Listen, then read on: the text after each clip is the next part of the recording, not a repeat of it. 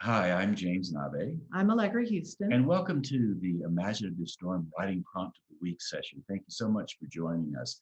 Today we have an image for you. It was an image Allegra took last week while she was on a short weekend journey, and I think you're going to enjoy what's coming up. We will show you the image and time you for 2 minutes while you generate a list of words, whatever words pop into your head. They don't have to connect to the image. They don't have to connect to one another. Just let your imagination throw words out at you and put them down on the page. And your time begins now.